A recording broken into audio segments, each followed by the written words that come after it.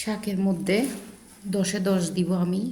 লাউ শাক, তারপর কুমড়া শাক, তারপর হচ্ছে পাট শাক। এই 3টা শাক আমার ভীষণ প্রিয়। মানে কুমড়া শাক সব থেকে আমার ফেভারেট, কারণ এটা যখন রসুন দিয়ে তেলে দেওয়া হয় অনেক মজা হয় এটা। আর পাট শাকও আমার আমার ফ্যামিলির সবার প্রিয়। তো আজকে আমি কুমড়া পাতা দিয়ে আমি আজকে লবণ ইলিশ করব। এই যে ভালো ভালো নরম নরম পাতাগুলো রেখে দিব, তারপর আরগুলো আমি ডাল দিয়ে চিংড়ি মাছ দিয়ে রান্না করব।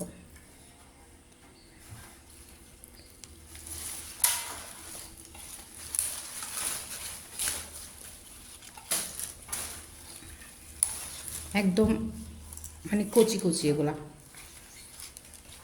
খুব ভালো পাতাগুলা, একদম কচি পাতা। কচি পাতা হলে ভালো হয়। শাক যত নরম পাতা হবে একদম, তত শাকের মানে টেস্টটা ভালো আসে। আমি এখান থেকে কিছু নরম নরম পাতা নিয়ে নিব লবণ ইলিশের জন্য।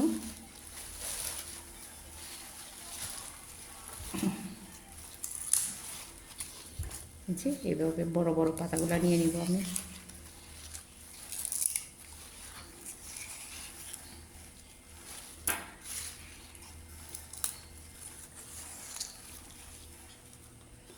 কুমড়া শাকের শক্ত ডাঁটাগুলো কাটার একটা নিয়ম আছে, যে নিয়মটা ফলো করলে আপনাদের এই শক্ত অংশে চিবানোর পরে যে একটা মানে আঁশ আঁশ লাগে ওইটা আর লাগবে না।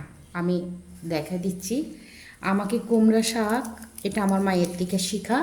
মা অবশ্য বেঁচে নেই, মা আরও 15 বছর আগে মারা গিয়েছে। তো মায়ের শেখানো জিনিসগুলো এখন আমার সাথে রয়ে গেছে। এই যে দেখেন, মা আমাকে একদিন দেখালো এই যে মারিচ ডাঁটা, কুমড়া ডাঁটা, ওই ডাঁটাগুলো যেগুলো একদম শক্ত, একদম খাওয়া যায় না, ওই ওই শক্ত অংশটাও আপনি খেতে পারবেন যদি আমার মানে নিয়মটা ফলো করেন। এই যে আমি ধরলাম ডান হাতে ধরলাম, এটা একটু বাঁকা করলাম, বাঁকা করে আস্তে আস্তে আস্তে আস্তে আস্তে আস্তে আস্তে আস্তে এভাবে নিয়ে ফেলবেন। নিয়ে ফেললে হবে কি, এই যে শক্ত একটা অংশ থাকে ওই অংশটাও চলে আসবে। এই যে চলে আসতেছে, দেখেন এটা খুব সুন্দর করে চলে আসে। যত শক্ত হবে তত ওই জিনিসগুলা মানে খুব ভালো করে চলে আসবে। আমার এটা নরম, এই জন্য সাথে তেমন কোনো কিছু আসতেছে না। এই যে দেখেন, এখন এটা আমি কাটার সময় আমার আর মানে স্মুথলি কাটা হয়ে যাচ্ছে। এটা দেখেন, স্মুথলি একদম কাটা হয়ে যাচ্ছে। দেখেন, এটা খাওয়ার সময়ও আর কি দাঁতে কোনো কিছু লাগবে না। তো আমি আবারও দেখা দিচ্ছি, আপনারা আমার নিয়মটা ফলো করলে শক্ত জিনিসটাও ভালো করে কাটতে পারবেন। এই যে গিরা আছে, গিরা বরাবর নিয়ে নেবেন। নেওয়ার পরে এই যে একটু এই হাতটা একটু বাঁকা করবেন, এই হাতের এই আঙ্গুলগুলো এভাবে দিবেন, এই আঙ্গুলগুলো এই আঙ্গুল দিয়ে টানবেন। একদম মানে এগুলো বেতের মতো হয়ে চলে আসবে, দেখবেন এই যে বেতের মতো হয়ে চলে আসবে।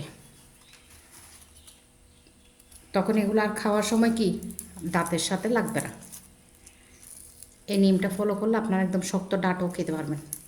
এই যে দেখেন, খুব স্মুথলি একদম ভিতর থেকে চলে আসতেছে। তবে বেশি প্রেশার দিয়ে এবং তাড়াহুড়া করা যাবে না। এই যে দেখেন, আমার সাথে আমি কাটতেছি, এখন কাটার সাথে সাথে আমার এগুলো একদম স্মুথলি কেটে কেটে যাচ্ছে। দেখেন খুব সুন্দর কেটে যাচ্ছে। যখন আপনি মানে একদম বাঁকা করে আলতো হাতে মানে এই জিনিসটা একদম করতে হবে, একদম আলতো হাতে। যদি আপনি প্রেশার দেন হবে না। তবে পাতার অংশগুলো আপনারা এইভাবে নিতে পারবেন, পাতার অংশটা নিতে পারবেন এইভাবে, সমস্যা নেই। কিন্তু এই অংশটা আমার মতো করে কাটবেন, দেখবেন একদম সুন্দর হয়ে মানে খেতে আর কোনো কি আঁশ লাগবে না।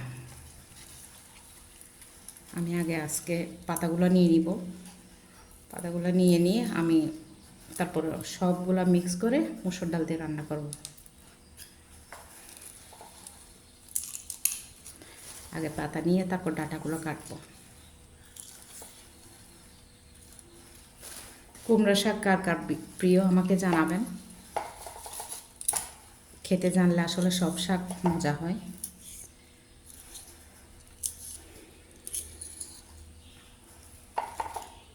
রান্না করা, কাটা, এগুলো একটা আর্ট।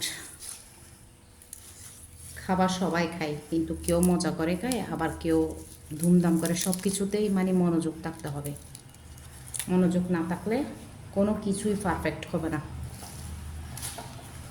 সেটা একটা, আপনি যদি সুই ঢুকাতেও যান ওইটাতেও মনোযোগ লাগবে। মনোযোগ যদি না লাগে আপনার সুইয়ে সুতাটাও ঢুকবে না। এই যে দেখেন, একটু বাঁকা করবেন হাতে, এই যে একটু এই হাতে একটু বাঁকা করবেন, আলতো আলতোভাবে বাঁকা করবেন। দেখবেন একদম ভিতর থেকে সব যেগুলো শক্ত অংশ ওগুলো চলে আসতেছে।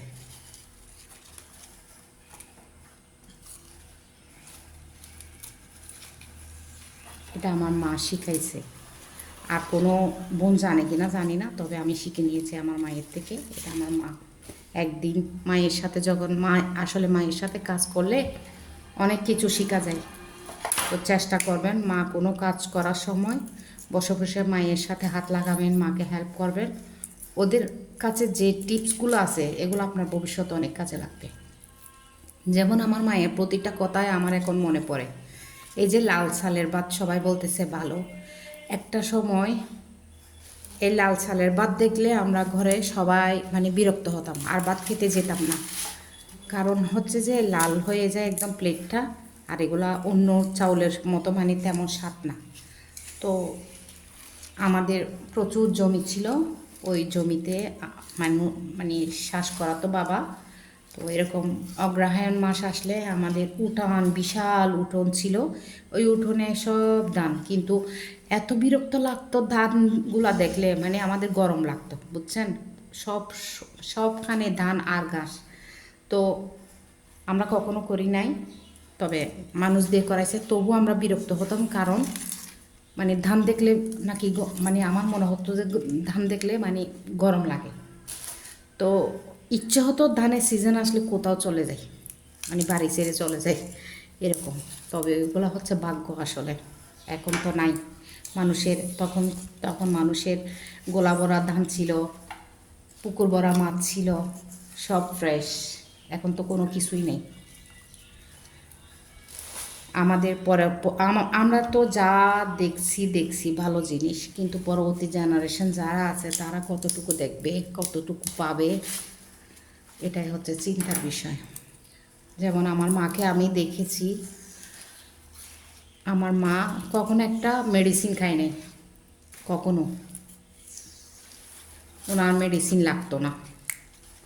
এই যে আমরা এখন খাওয়ার পরে যে গ্যাস্ট্রিকের ওষুধ খাই, খাওয়ার আগে গ্যাস্ট্রিকের ওষুধ খাই, ওষুধ আমাদের রেগুলার একটা মানিয়া হয়ে গেছে খাবারের মতো। কিন্তু আমার মাকে কখনো দেখি নাই আমি ডাক্তারের কাছে যেতে, কখনো দেখি নাই আমার মাকে একটা মেডিসিন খেতে। দিনটা তখন ভালো ছিল আসলে, কারণ ওনারা প্রচুর পরিশ্রম করতো। এই যে আমরা ভাত খাওয়ার পরে দুপুরে একদম লম্বা একটা টানভাবে ঘুম দিই, কিন্তু আমার মায়েদের দেখতাম দুপুরে ঘুমানোর পরে মানে ঘুমানোর সময়টা ওনারা এক্সট্রা কাজগুলো করতো। যেমন কেউ কেউ পাটি বানাতো, তারপরে মা বাঁশ আর বেতের এই মানে এই যে আমরা এখন এগুলো নিচ্ছি প্লাস্টিকের জিনিসে, আমরা কখনো নিই নাই। আমার মা এগুলো নিজের হাতে বানাতো, যেগুলোকে বলে আতা। চট্টগ্রামের বসে বলে এগুলো আতা, কেক কোন নামে চিনেন জানি না। এই কখনো মানে দেখি না প্লাস্টিকের জিনিস আমাদের ঘরে।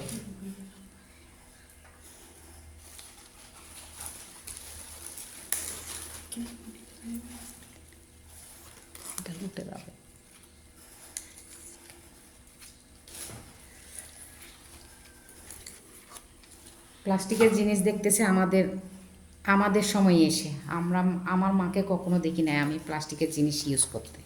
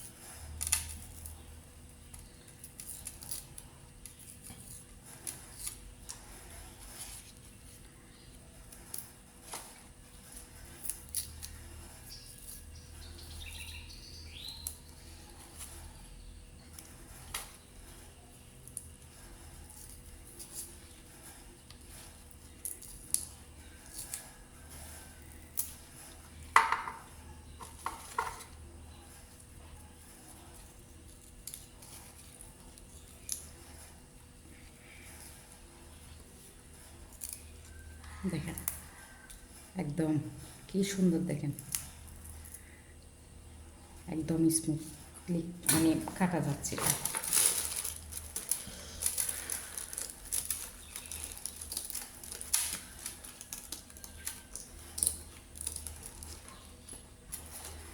তো আজকের মতো বিদায় নিচ্ছি, ভালো থাকবেন সবাই, আল্লাহ হাফেজ।